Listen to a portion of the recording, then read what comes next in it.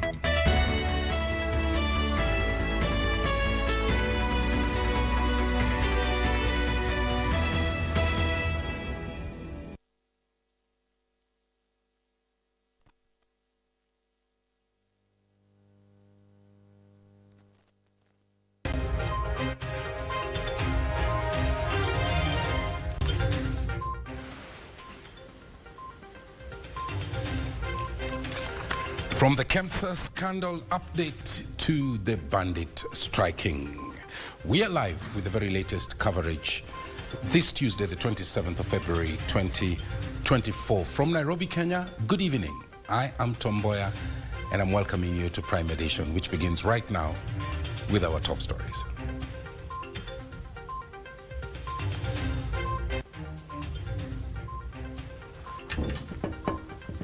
And there are things I told you guys, and you thought it was a joke. Now you can see it is not a joke. Sindio? Niliwaambia tutapanga maneno kabisa na hakuna mtu atakuwa loser kwa hii kitu. Tutapanga ndio kila mtu apate kasehemu kidogo ndio tuende mbele. There are no winners or losers, President Ruto says, as he calls for all leaders to unite, irrespective of political inclination.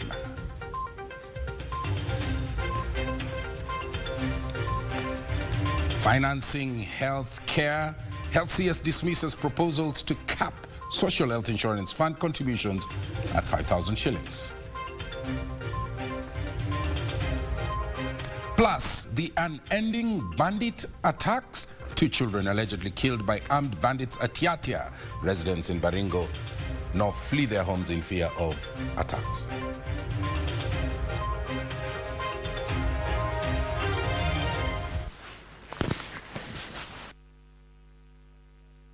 A sign language interpreter tonight. Our socials at KBC Channel 1. Our top story, there were no winners or losers in the last general poll. President William Ruto has said, the president said that instead of leaders dwelling on who won or who lost, all leaders, regardless of their political affiliation, must pull in one direction to ensure service delivery to the people. President Ruto spoke as he opened the second Homa Bay International Investment Forum in Homa Bay County. He said his government is committed to supporting devolution as counties are viable frontiers for real development in the country. Achola Simon opens our coverage tonight with that report.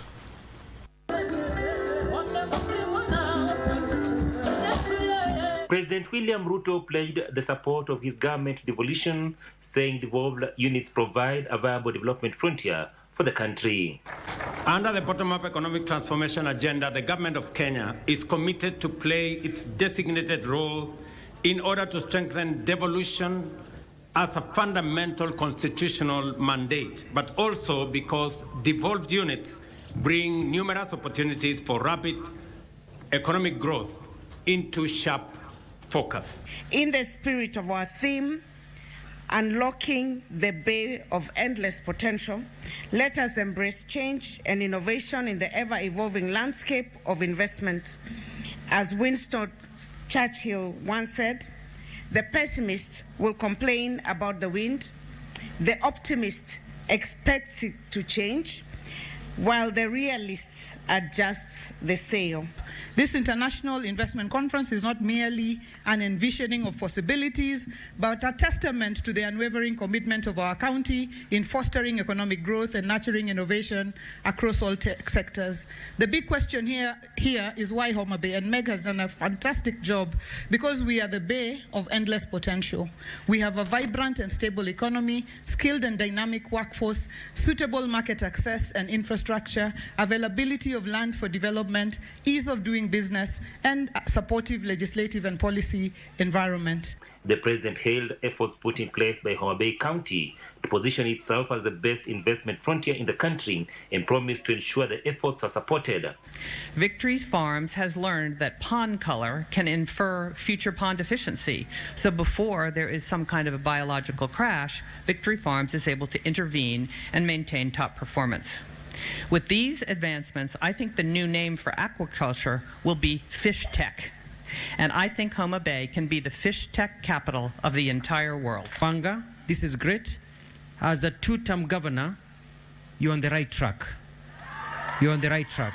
And I want to tell the people of Homa Bay and also to yourself that kwamba mbele ber. The president promising to focus on key areas of value addition, increased productivity, and affordable farm inputs to ensure food sufficiency in the country. Tukubaliane kwanza, transformation ya Kenya itafanyika kwa njia gani? Ya kwanza ni kuhakikisha kwamba tunatatua tatizo la food security, ama kupatikana chakula ya kutosha katika taifa letu la Kenya, tuondoe aibu ya njaa. The president spoke as he opened the second Homa Bay International Investment Forum in Homa Bay, said despite winning elections, all leaders must pull in one direction. I told you guys, and you thought it was a joke. Now you can see it is not a joke. Sindio? Niliwaambia tutapanga maneno kabisa na hakuna mtu atakuwa loser kwa hii kitu. Tutapanga ndio kila mtu apate kasehemu kidogo ndio tuende mbele. Sana tunataka kusonga na hiyo mbele na tunashikana tu sisi vile nimekuambia kila siku. Mzee tuko nyuma yake tu fully like this. We look at him like this, where he's pointing we go, Your Excellency. So hiyo ukimsaidia hiyo, we are very very grateful. We here in Homa Bay are very prayerful. And Mr. President, we continue praying for you. Because as fishermen, we have a saying about the captain of the ship. The captain of a boat in Luo is called Madar. And Madar is called a god. There's something we say that Madar enya such ye. Such that if you wish the captain bad omen, then all of you are going to sink. So we cannot afford to wish you ill because you are the captain of the ship. Former Prime Minister Raila Odinga will grace the conference on Wednesday at Chola Simon Prime Edition, Homa Bay County. Now, there's been this conversation on capping in the contribution of Social Health Insurance Fund. The Health Cabinet Secretary, Susan Nakumicha, is ruling that possibility out. The CS says that the high earners will have to contend with the fact that they have to dig a bit deeper into their pockets in order to help fund that kitty, even as she defended the benefits offered under the new scheme. High earners, led by members of Parliament, had suggested that the highest contribution to the kitty should be capped at 5,000 shillings. Nancy Okware with that report. On the second day of the validation exercise of the social health insurance regulations, it was time for the Joint Committee on Health to sieve through the regulations. The legislators taking issue with the 2.75% contribution that will see high earners contribute more. Because I calculated the money I spent on Arambes on weekends for sick people, I spent almost 200,000. So I would rather pay this 22 if you give us the assurance that nobody will ever put us in any WhatsApp group for Arambe. From going across the country, from the communities, none has given us a suggestion on capping, because then they are able to see what it is that we are trying to do. If we impact by capping, we will impact on the expected yield. We will compromise the yield. If we compromise the yield, we will go back to the issues that we are facing. The legislators also poked holes into the provision that requires those with more than one spouse to make additional monthly or annual premium for each additional spouse. If you treat a household with 2 wives as 2 households, isn't that double jeopardy? But I think let us go for the definition of the household and recognize polygamy in that sense, and say in case of polygamy, every other is a household on its own, because otherwise we are going to have a problem. If you pay the extra premium, it will cover the second household. So the children will not pay any other premium. The extra premium is for that household. Whether she has 1 child or 10 children, it doesn't matter. The ministry was also at pains to explain how 25-year-olds without a source of income, who will be considered as a separate household, will manage to raise the 300 shillings monthly. Surely, where do you expect this young man to get this money from? And even from your own drafting, by the way, you are clearly telling us he has no income. And you are still insisting he needs to pay 300 shillings. We have still not come to a conclusion on some of the areas that we are pinpointing. And the purpose is for us to give recommendation and to give our views, so that as we put together the final document, you represent a very, very huge constituency. And that is, those are the members who are going to be affected.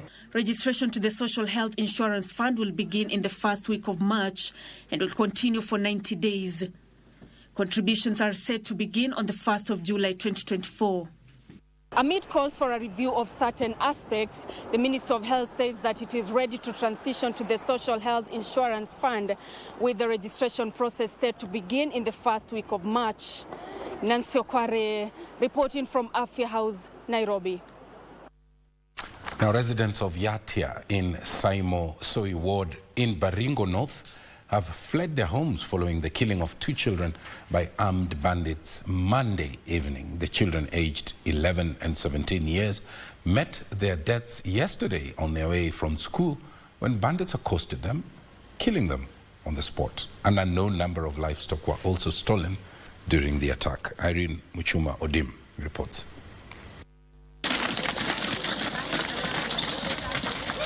Yatia Saimo Soi Ward, Baringo North. Residents with their belongings in tow flee their homes due to insecurity. In the latest incident, bandits struck the area, killing 2 children who were on their way home from school. Kati ya wale wawili vijana waliopoteza maisha yao jana, mmoja wao alikuwa ni mwanafunzi wangu. Si kwamba fees ilimtoa kwa shule, lakini yeye alipata pasari 7,000 towards the end of last year. So the boy was to come to school and continue. Lakini kwa bahati mbaya alikutana na bandits alafu akawawa. The latest attack paralyzing learning in 10 schools, including Yatia Primary School, Yatia Secondary School, Romcho Primary, Kosile Primary, Ngaratuko Primary, Kibenos Primary, Chepkesin Primary, Kepngetio, Tuluk, Kagir schools as pupils and parents flee for safety. Kama sasa tukiwacha, kama tumewacha sasa Parsuswa, tumekuja hapa na Aturu tumewacha, hapa hivi Yatia turondei tunawacha, wanatufuata nyuma tena bado wanatufuata, nini mbaya? Wanatufuata mpaka wapi? Health facilities remain shut. The locals say they are fearing for their lives, claiming bandits have camped in the area. Yule mkora alifukuza watu, bado ako na bunduki yake. Hata ukijenga shule, ujenge barabara, ujenge nini na bunduki bado yuko kwa wakora, hiyo ni kupoteza wakati. Area MCA Michael Cherombor is now calling on the president to intervene. A total of 11 people have been killed by bandits in Baringo North and Baringo South since January. Mwezi mzima tunaingia tu masisi. Pesa yote ile tunachanga area hii tunakuja kusika. Hakuna maendeleo. Irene Mchuma Odim, the Prime Edition. A multi-sectoral working group on the realization two-thirds gender rule is seeking the support of ODM leader Raila Odinga on the elusive two-thirds gender rule. The team, which was led by Gender Cabinet Secretary Aisha Jumwa, met the former Premier Tuesday as part of its efforts to reach out to major political players to try and push through the constitutional amendment that will see one gender hold not more than 75% of elective positions in the National Assembly. President William Ruto presented a memorandum in December 2022 on the need for the gender principle. Opposition leader Raila Odinga on Tuesday met with Gender Cabinet Secretary Aisha Jumwa and the multi-sectoral working group on the two-thirds gender principle to deliberate on the elusive two-thirds gender rule. Yale tunataka kuona inafanyika kwa wamama wanakuwa na nafasi sawa na wanaume katika mambo ya wakilishi. Being one of the leaders whom we trust in this country, and his contribution to this journey, we are happy that he has given us opportunity. Says Jumwa said President William Ruto on 9th December 2022 submitted a memorandum to the National Assembly requesting for consideration of a constitutional amendment to enact the not more than two-thirds gender principle. The former Prime Minister held that consensus and collaborative efforts are essential in realizing its implementation that has failed to gain support more than 3 times in Parliament. Msimu wa sasa tumesema ile sheria ambayo iko katika katiba ya sasa itumike. Lakini ikifika uchaguzi ujao tunataka hiyo sheria ibadilishwe ili wamama wawe wanachaguliwa kwa ile mfumo inaitwa proportional representation. The group Juma says has carried out reviews on legislative proposals on gender quotas nationally and internationally and further engage various stakeholders and members of the public throughout the country. Sasa tumesema ripoti NADCO iko mbele ya bunge. Na tunataka hii ripoti ya kina mama iweke pamoja na ile ya NADCO. Yes. Ili pitishwe pamoja. In its final report, the National Dialogue Committee stated the matter to be addressed by the working group. The report is expected to be transmitted to Parliament for consideration. Giverson Minor, Prime Edition. The National Assembly Public Investment Committee has issued fresh summons to the Principal Secretary in the State Department for Medical Services, Harry Kimtai. This is after he failed to appear before the committee, which is probing implementation of recommendations from an audit report on the utilization of COVID-19 funds by Kenya Medical Supplies Agency. The committee has since directed him to appear before them in 3 weeks. Here is our reporter, Abdiaziz Hashim, with the details. The COVID-19 scandal has once again resurfaced 4 years after it was an agenda before the Public Investment Committee. The committee, in its report following a special audit on the utilization of COVID-19 funds, saw the invitation, among others, the health PS, officials from KEMSA and EACC before the Committee of Implementation. The meeting was to track progress in implementation of recommendations contained in its 196-page report. Key among them, the recommendation was that companies that sold KN95 face masks and surgical masks between March and July 2020 at exorbitant prices return the excess funds to KEMSA. All suppliers that may have supplied KEMSA at a price higher than that determined prices should refund the government of Kenya the excess payment made to them within a month of such price determination. However, the absence of the Ministry of Health Principal Secretary did not augur well with the committee. Principal Secretary hakukuja. Na yale maneno tulikuwa tumekuja kuhakikisha ya kwamba yameshughulikiwa. Sababu Committee on Implementation's work is to ensure that all the resolutions of Parliament and committees are implemented. Bring to book all the culprits that were responsible for the loss of 6 billion Kenya shillings of public funds. EACC, led by the Deputy CEO Abdi Mohamud, was set to unmask the true faces behind the scandal. The Raphael Wanjala-led committee has since directed the PS to appear before the committee on the 19th of March. Now that these officers, whom we know they are supposed to be answerable, did not come but they delegated, we have said no. And we have issued summons. Failure for them to come, each one of them will pay, those who have failed to come will pay a fine of 500,000 or 6 months in prison. We are in the year 2024. This matter has not been concluded.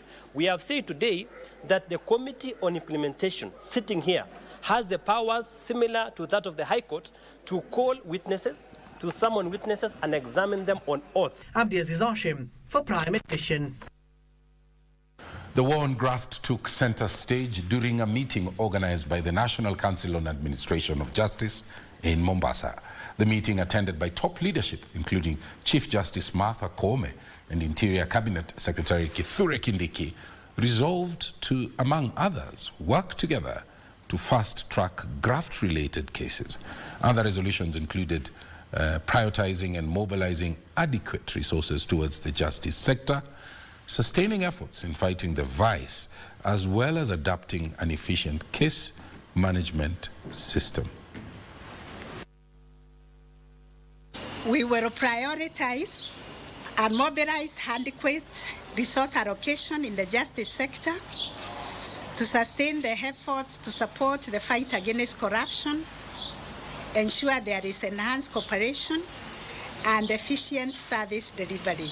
We will also develop a framework and a roadmap, which we have started working on, to guide on the short, medium, and long-term strategies by all actors to address corruption and to enhance accountability and seamless delivery of services, which we hope will culminate into a national anti-corruption conversation and framework. Unless we look for ways of working together, no single arm, no single organ can deliver. And I can say that without fear of contradiction.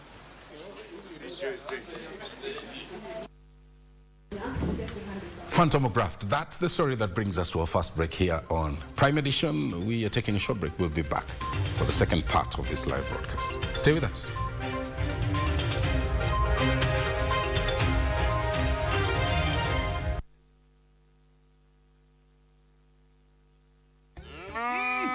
Shamba ni mbili, yako ni gani? Kwenye star 570 hash. Every 100 shillings unayotumia kwa lucky game. Speaking in Get the Grounds when she met fursa ya kujishindia moja kati ya shamba hizi mbili. Mwisho wa April namtangaza mshindi wa shamba hili la 1.1 million Kenyan shillings na unapata title deed yako safi. Na mwisho wa Mei namtangaza mshindi wa shamba hili la 1.1 million Kenyan shillings, lori za mawe na mchanga. Ploti ndizo hizi. Dial star 570 hash. Title deed ndio hii. Vuka na shake.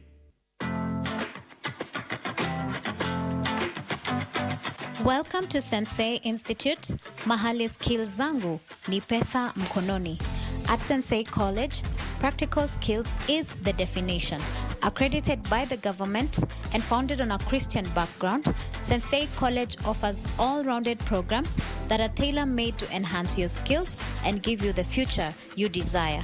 We offer courses such as interior design, fashion and design, hairdressing and beauty, hospitality courses, trailer driving and defensive driving, building construction technology, CCTV, solar and electrical installation, photography and video production, electronic courses, vehicle electronics and mechanic courses, agricultural mechanics, ICT, and many more.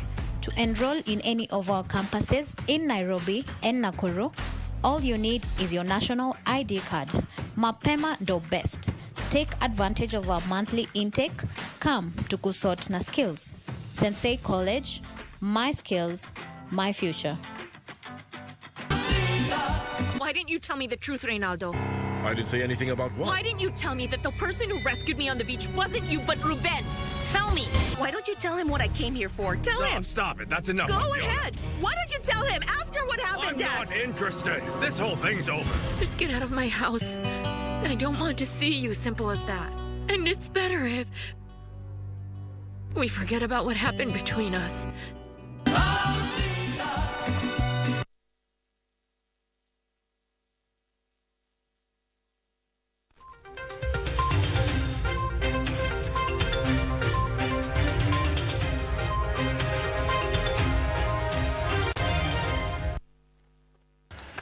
Welcome back. Now, the spouse to the Deputy President, Pastor Dorcas Rigathi, has said that her office will engage Kilifi County widows in a mangrove restoration project. Pastor Dorcas said that the initiative is one of the empowerment projects that she intends to implement in the coastal region. More of this in the county's roundup. Speaking in Gede grounds when she met thousands of local widows, Pastor Dorcas said she has secured an investor who will set up a carbon credit institute in the county of Kilifi to train the widows on entrepreneurial aspect of carbon credit. The project is set to start in a few weeks. Na tupate nafasi, tunatafuta na nimepata mwekezaji ambaye atafanya carbon Credit Institute ya kuja kuwafunza namna ya kupata credit za kutosha na bei ile nafuu. Elsewhere, Narok County government and local leaders thronged Nkareta Secondary School, which posted sterling performance in last year's KCSE examinations to pay their accolades. The school garnered a mean grade of 8.3, marking it the top school in the county. Lazima tuangalie kwamba hii shule imepata pesa ya kufanya wawe comfortable. I sympathize with the dorms that I saw ambayo vijana wetu wanalala. Nimeona tu though saa ingine tunaambiwa tunapenda wasichana, lakini wote vijana na wasichana ni wetu. Meanwhile, women representatives in the counties of Kakamega, Kitui, Machakos and Busia have faulted the low level of financial allocation that is directed to their counties. Tungeomba serikali iongeze pesa ya kina mama. Mimi ningependa kusaidia wakulima wengi sana, lakini kwa ajili ya pesa kidogo siwezi kusaidia wakulima wengi. In the meantime, Kiambu County Assembly Committee on Planning has commenced a public participation forum to discuss whether to repeal the law on freehold land levies. Bunge Mashinani, an non-governmental organization, collected more than 12,000 signatures from Kiambu residents opposing the county government from collecting rates from freehold land. Elsewhere, Meru County Deputy Governor Isaac Mutuma appeared before the Meru County Assembly Implementation Committee to shed light on allegations that his office has been denied money to run the office of Meru Deputy Governor. Lastly, police are investigating the death of a middle-aged man in Bungoma, allegedly in the hands of one of their own. The man was allegedly killed by a police officer after he resisted arrest over a sugar row. Kitengo yetu ya uchunguzi tumepatiana haraka ili kuanze uchunguzi mara moja na wahusika na ama muhusika aweze kukutana na mkono wa sheria. So sisi tunahakikishia wananchi kwamba kama sheria ukisoma sheria ya Kenya ama ya nchi nasema kwamba hakuna mtu ambaye ako juu ama zaidi ya sheria ya nchi. Beatrice Gatonyangetich, Prime Edition. The National Assembly Speaker Moses Wetangula has assured legislators that the House will not be used as a rubber stamp by the executive, responding to concerns raised by Leader of Minority Opiyo Wandayi regarding the independence of the departmental committees. Speaker Wetangula said that the House will remain firm in performing its budget-making role. Separately, the government is considering amending the law to incorporate NACADA in the liquor licensing role played by the county government. The Leader of Minority in the National Assembly, Opiyo Wandayi, took to the floor with claims that the executive was dictating how various departmental committees will allocate funds for the 2024-2025 budget, contrary to the Constitution. What the Constitution envisages is that the national government would simply bring proposals, even if there was some selling, global selling from the National Treasury. That has also to be in consultation with the Parliament. But those proposals are supposed to be subjected to the departmental committees, which then would advise the Budget and Appropriations Committee. It was never envisaged that the executive would come with fixed mind and dictate. An assertion that was quickly dismissed by the majority party. Our government is there to guide the nation. Our government is there to bring development. Our government is there as executive, and it is not there to dictate. And if he had such information, then he should tell us more, so that we are able as Parliament able to protect, speak to those chairmen, and so on and so forth. So I also was unable to take his matter with great seriousness because he needed to be more vivid. But we have not been coerced. We have not been forced by anyone to write these reports in any particular form. Therefore, what he says is not correct unless there are other committees where there has been any such recommendation. Speaker Moses Wetangula challenged him to table evidence that the House was under siege from the executive, even as he maintained the House will not be used to rubber stamp any decision. That as long as I'm your Speaker, this House cannot and will not be turned into a rubber stamp. And I want to encourage you that in the event you see any such traits, attempts, or even intentions to turn the House into a rubber stamp, the office of your Speaker is open to you. Meanwhile, the government is proposing to review the liquor licensing role to include NACADA. This is aimed at ensuring strict compliance with regulations as it scales up the war against illicit brew. National Assembly Security Committee Chairperson Gabriel Tongoyo also called for the East Africa community to standardize tariffs for ethanol. And NACADA has got no much role.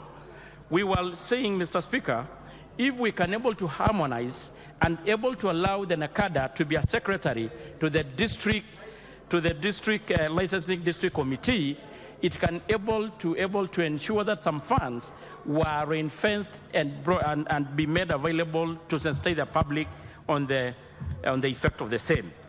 Meanwhile, senators want the EACC and the DCI to investigate public officers involved in the irregular power distribution and the independent power producer agreement that led to a spike in power prices in the country. For us to be able to make it affordable, Mr. Speaker, sir, we must start looking at the possibility of retiring some of the thermal plants so that we can not only give Kenyans green energy, but also affordable. This Senate has power to deal with those cartels and to call those agreements here, debate on them, even pass a law dealing with those agreements, and therefore the agreement that they are cast on stone cannot really be sustained. Gishokyo Washira, Prime Edition.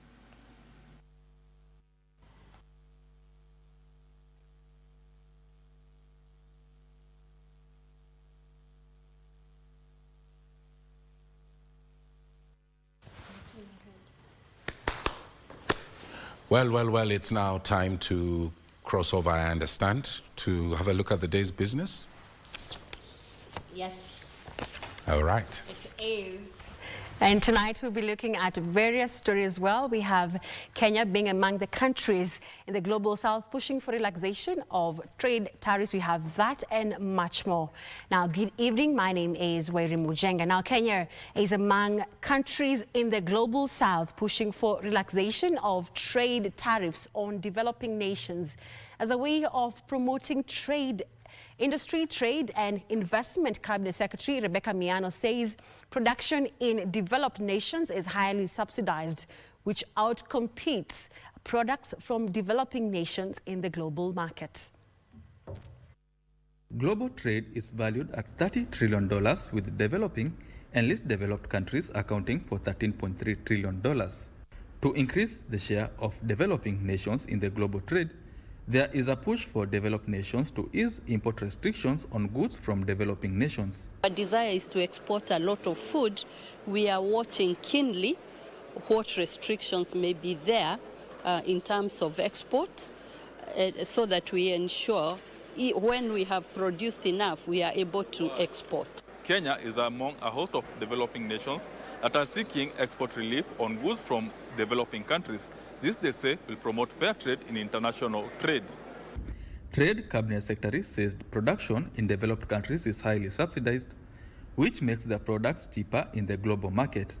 We want the least developed countries, the net importers of food, to trade fairly with the giants, and we want a fair playing ground.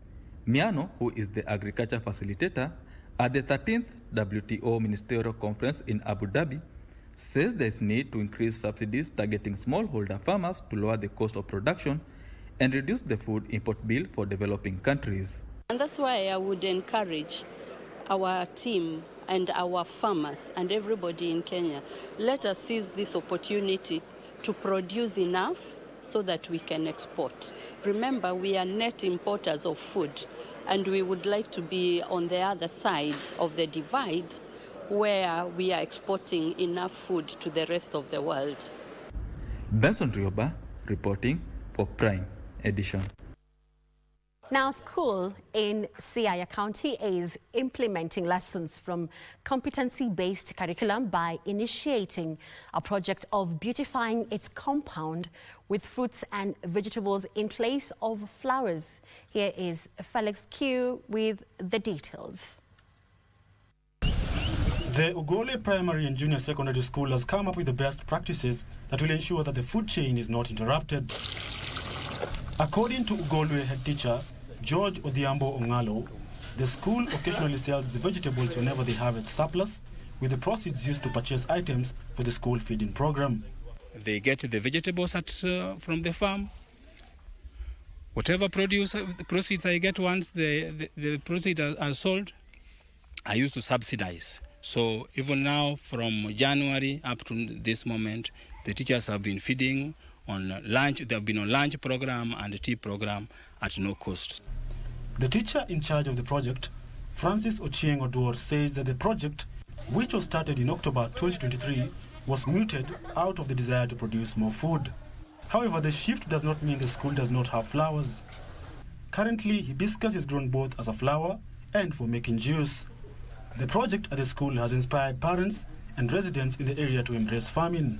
The program aimed at ensuring that we don't spend much money in food production. So they trained us on how to make food, maintain them organically without using fertilizers. So when you move around the school, among the plants that we planted are also some that are used to scare away pests. They are acting as pesticides in the school compound. We also have Artemisia plants. They're still down in the soil. That one is used to control malaria. So maybe in the near future, our learners will not have any problems with malaria because we'll be giving them that. Back to the village, our parents have done the same. They have Artemisia, they have everything that we have here. That is what they have there. So maybe when you talk to them, they'll tell you more about it. Now, Kenya is working on modalities that will allow independent power producers to sell surplus electricity to neighboring countries under the Eastern African Power Pool. Now, Energy Cabinet Secretary Davis Chilchir says the will be powered by completion of the interconnection of the Kenya-Tanzania power grids. This completes the interconnection of electricity grids for Kenya, Uganda, Ethiopia, and Tanzania.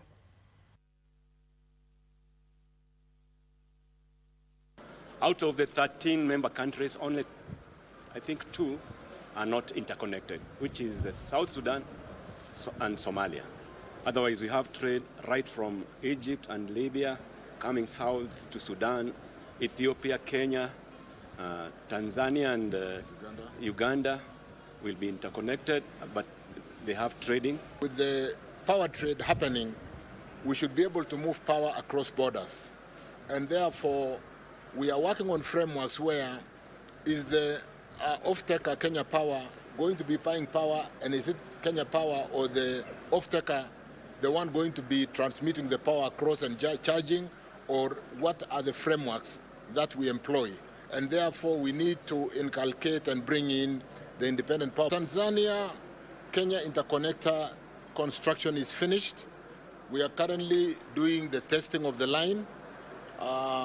And like has been said, we will just be appointing a date after the testing to be able to move electrons to Tanzania.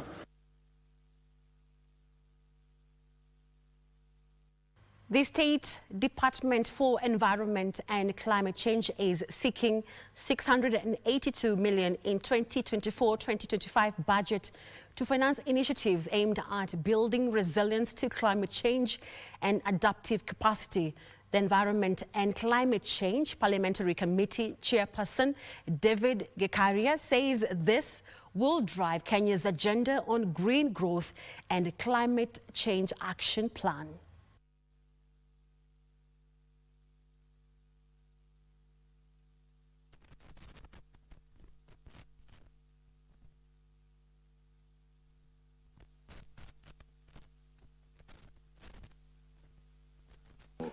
Supporting us. One, the State Department for Environment and Climate Change is allocated additional $682 million for recurrent expenditure, the nationally determined contribution targets, and build a resilient economy.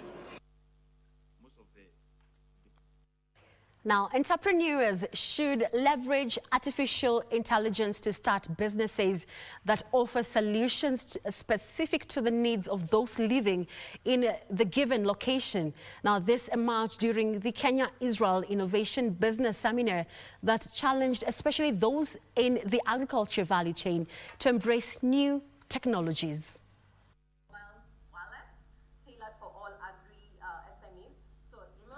We really need to come up with their simple ways of doing their things, which are quite affordable, whereby they change some dynamics on nature to suit the climate of the day, and then they have proper technology to know what food grows where, and that's all we need.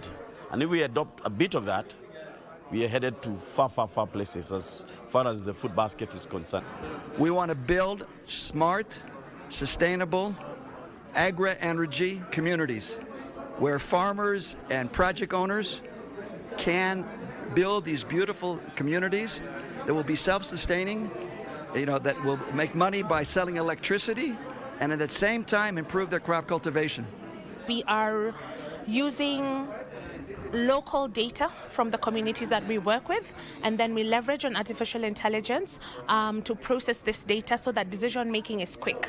Listen, we live in a customer-centric world. Everything is tailored around people these days, right? Businesses design products around people, so why shouldn't interventions, why shouldn't programs, and that's what we're saying, use data for decision making. Very important. And that's all we had lined up for you in the business section. Up next, we'll be taking a short commercial break, and then later on, we'll be having sports.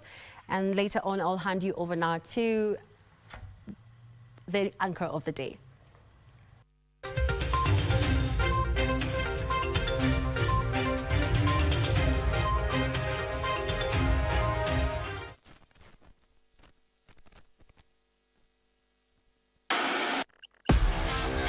KBC Channel 1, we are a TV station like no other.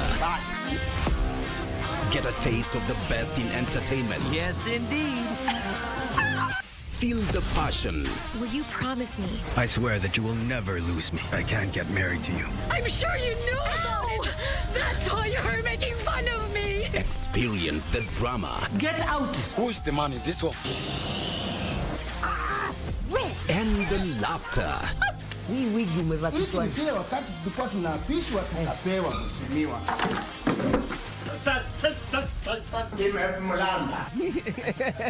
Move to the beat.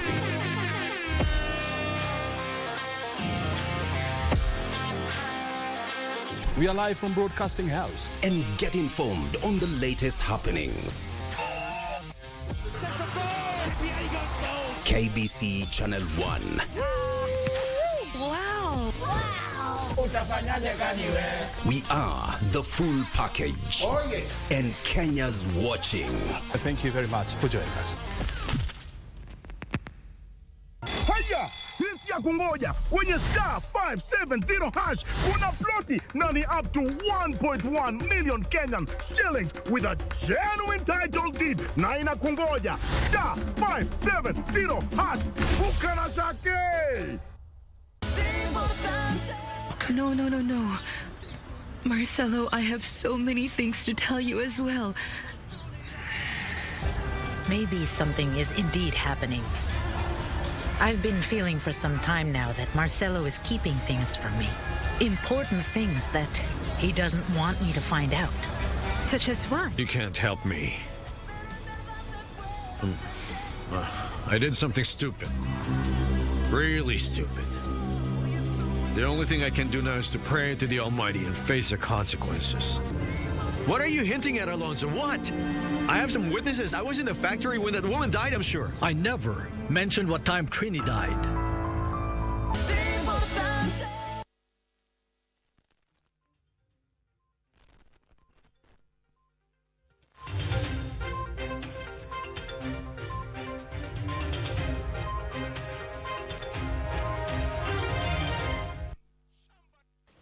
Thank you, Erimo, for that update in the business segment. Now, a local alcohol distillery company has dismissed claims it is trading in illicit drinks, maintaining its alcoholic drinks were fit for consumption and certified by relevant government agencies. Patiala Distillers Limited, through its lawyer Danston Omari, are threatening to sue 2 lawmakers for alleged defamation and malicious damage of property.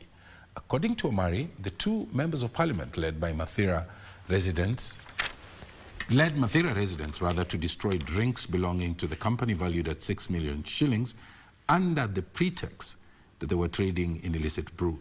This comes as the Kenya Bureau of Standards has written to the company directing them to suspend the manufacture and distribution of 2 of their products, a decision the company says is in bad faith as their products meet the prescribed standards of quality assurance as per the law. The brand as it stands here, it has gone through the standard operating procedures that Patiala has laid down and the government procedures, the standards that actually we buy. So at the stand here, it is ready to drink. Whatever some few are purporting to be illicit, it is not. And this one, the brand has been in production for more than a decade. It has never been and it will never be an illicit. The elected leaders purported to have done their own tests at Parliament and found out that the consignment was contaminated and it was illicit. There is no chemical analysis presented by the members of Parliament to justify that action. Aggrieved with that, as my clients, they instructed me, I have written a letter to the director, the chair of IPOA.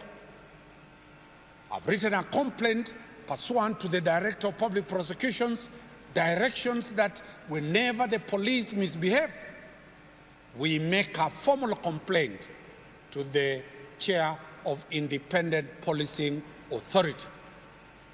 2, I have full instructions again, and I've done that, to write to the EACC, the Ethics and Anti-Corruption Commission, to investigate the 2 legislators, because that conduct of yesterday is contrary to Chapter 6 of the Constitution of Kenya and the State Officers Code of Conduct.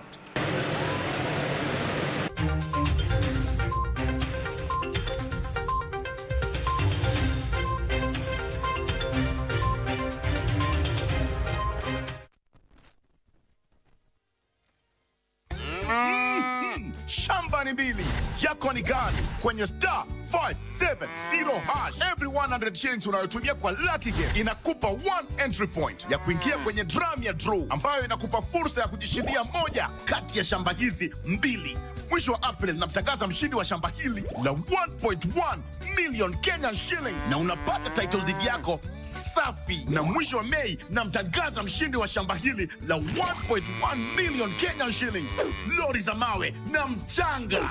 Ploti ndizo hizi. Dial star 570 hash. Title deed ndio hii. Vuka na shake.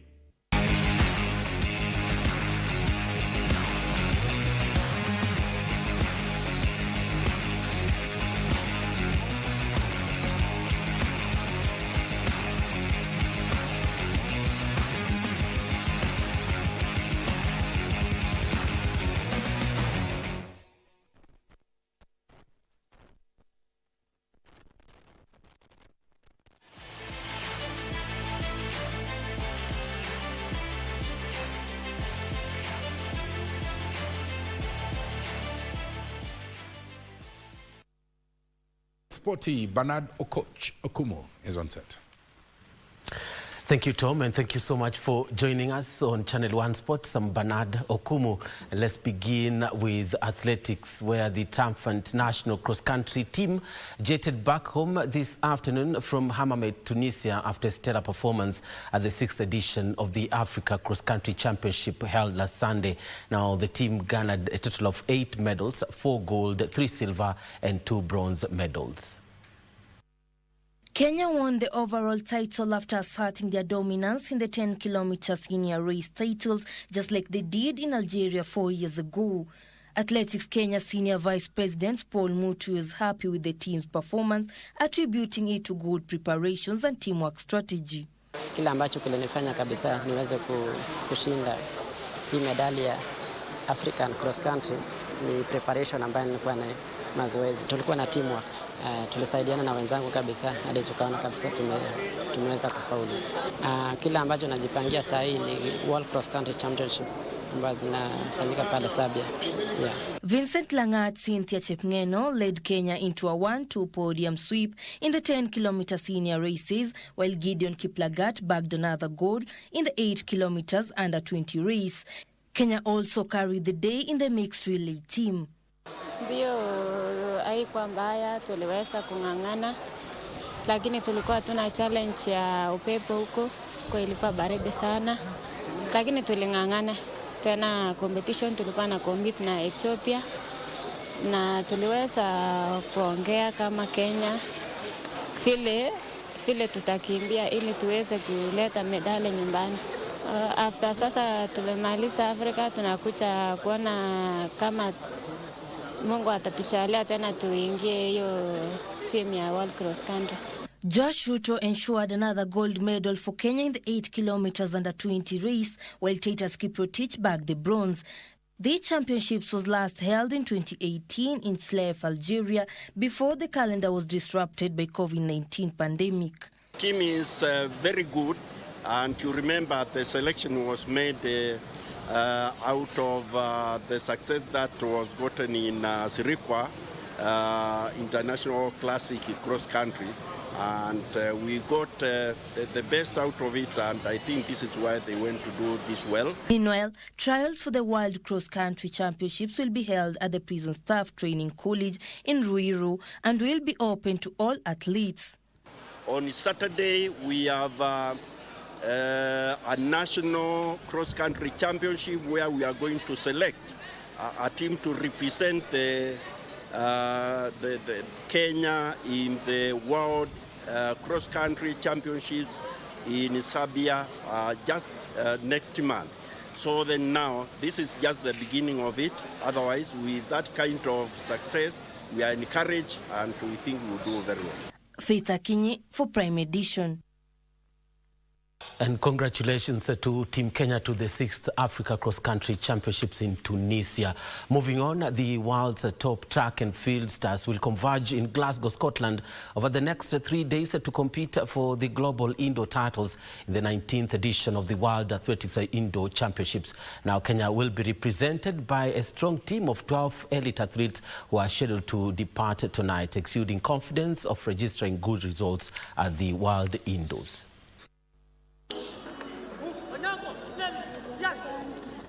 For 3 days, 26 events will be contested, including 13 for men and 13 for women, with many of the biggest athletic stars on the planet vying for gold, silver and bronze medals at the 6,500 capacity Emirates Arena in Dalmarnock, Glasgow.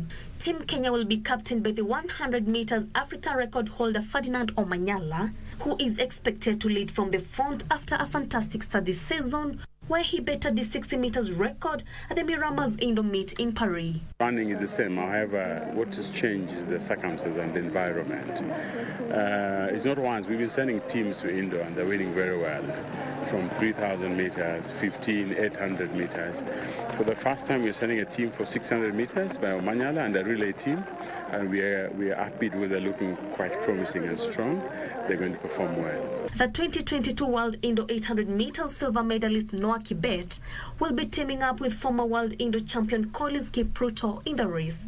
Vivian Kiprotich aims to make it a Kenyan double in the women's 800 meters race with compatriot Naomi Korir. Kwa sasa natumai matayarisho imekuwa mzuri na kulingana na performance yenye watu wamekuwa wakiperform, natumai ya kwamba tuta perform to our level best. The reigning world under 20 1500 meters champion Reynold Cheriot is also eager to make his mark with Vincent Kibet. The 300 meter steeplechase record holder Beatrice Chepkoech and Japan-based Teresia Gateri will represent Kenya in the women's 3000 meters flat. Zablon Ekwam, Boniface Moresa, Kelvin Sane and Wiseman Were will form the formidable quartet in the 4x400 meters relay men's category. Since this is our first indoor relay, so it's a bit challenging, but tunaenda to give our best, so I'm hoping tutakuja na national record. The 3-day World Indoor Championship will start this Friday in Glasgow, Scotland. Nora Mwangi for Primetime Edition.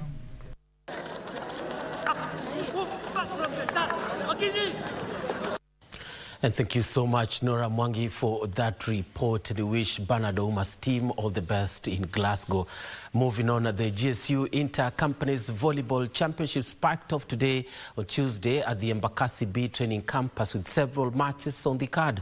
Now, GSU headquarters company men's team registered exemplary results when they drubbed X-Ray Company and Bravo Company by 3 straight sets in their opening matches. Headquarters company ladies made it a double victory when they outshone Embakasi B campus by a similar margin.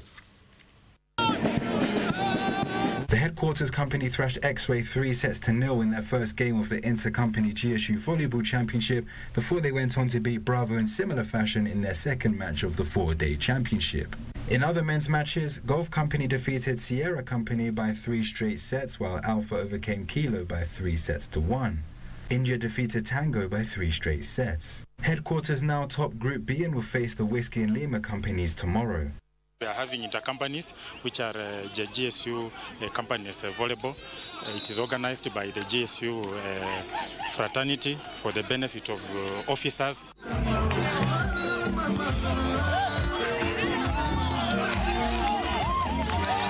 In the ladies category, headquarters carried on their unit's winning ways when they outshone Mbakazi B by 3-0, while in other matches, Romeo Company ladies defeated Golf by the same margin. It helps police officer to keep fit.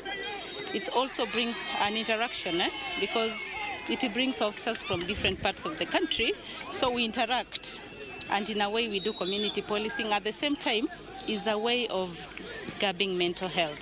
The 4-day event has attracted over 20 companies from different parts of the country, with the final set for Friday at the GSU headquarters in Ruaraka. The main aim of the championship is to unite the servicemen and women and promote a healthy living. But this time we are incorporating all the companies. The commandant has ensured that he brings all of you. For the reason, this is one way of sustaining mental health, bringing you together, interact, talk to each other, communicate, and also to feel great, to feel that you're appreciated. For Prime Edition, I'm Emmanuel Ndungu. And thank you, Emmanuel, for that report. To Soya Awards, where Kwatanze Secondary School volleyball coach Justin Kigwari and Stephen Kigai of Nyamira Girls Hockey Team are among 11 tacticians and coaches nominated for 2023 Sports Personality of the Year Award set for this Friday in Nairobi. Kigwari will be looking forward to another Soya Award after a memorable 2023, where he not only helped secure Kwatanze volleyball regional title, but after the Africa Championship title as well. It will not be another walk in the park for him nevertheless, as the other nominees also chased their maiden Soya accolades, with Kesogon Gilbert Kaisha also in the list after securing the national volleyball title. The other coaches who have been nominated for the Soya Awards include Peter Mayoyo, who guided St. Anthony Boys Kitale to their 6th national title, and Stephen Kigai, who ended Nyamira Girls' 32-year wait for a 2nd national hockey title. Isaac Muresia proved that hard work pays when Namuela Boys won the regional volleyball title. To earn his nomination, so did rugby coach Shimuela Livondo of Butula Boys and Eliud Okwemba of Kayonzo Boys High School.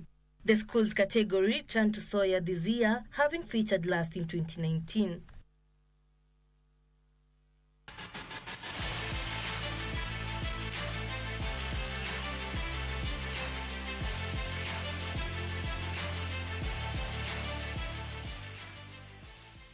And on that Soya Awards, which happens this Friday at KCSA, we end our sports tonight. Thank you so much for watching. I'm Bernard Okumu.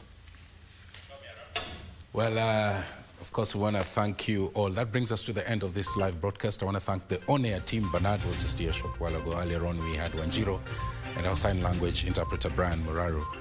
And the team in the back end, I want to thank them. And thank you also for watching. My name is Mboya. Good night from Nairobi, Kenya. Bye.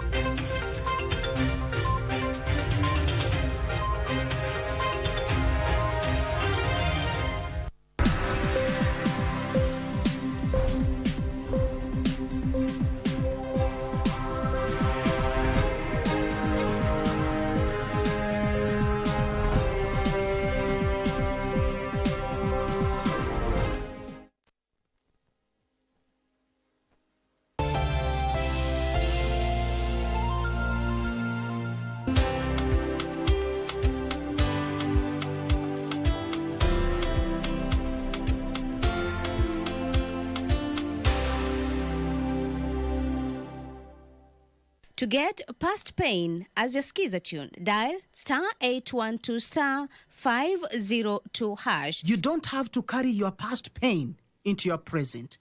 Your generation doesn't have to go through the pain you went through.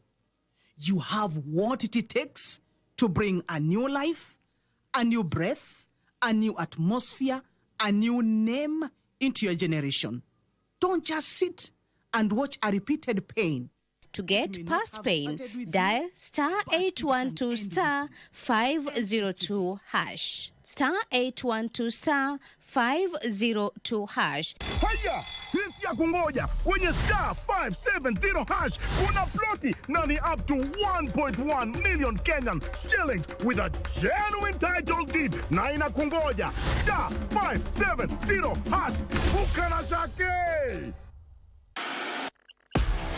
On KBC Channel 1, we are a TV station like no other. Get a taste of the best in entertainment. Yes, indeed. Feel the passion. Will you promise me? I swear that you will never lose me. I can't get married to you. I'm sure you knew about it.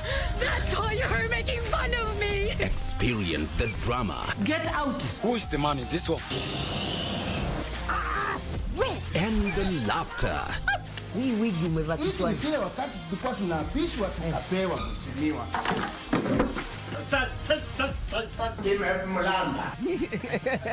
Move to the beat.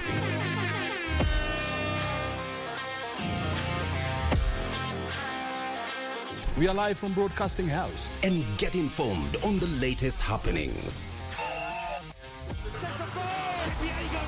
KBC Channel 1. Wow. We are the full package. Oh, yes. And Kenya's watching. Thank you very much for joining us.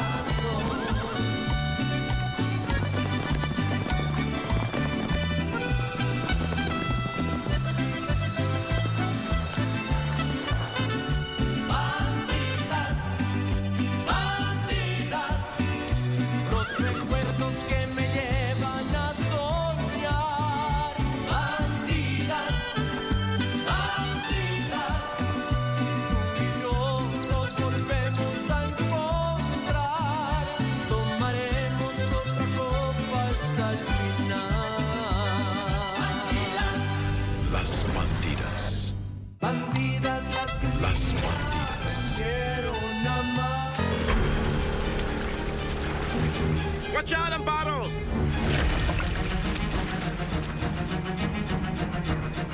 That woman is sticking her nose where she shouldn't be sticking it in the first place. Now, the only possibility that we have left and what we can do regarding this whole matter is confront the lawyer who wrote that contract. He's the only individual that can clear up how the land was actually passed on to the hands of Olegario Montoya. Miguel is now my boyfriend. Give me some room! Give me some room, please! Amparo! Once again!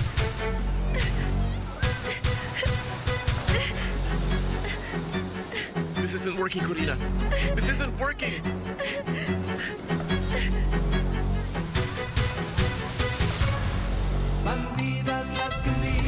Las Bandidas. I heard you were coming and I thought it was to admit that I wanted to be with you. Well, I felt the same thing when you arrived here. It's not worth fighting over someone who is not worth mentioning. We'll just be wasting our precious time.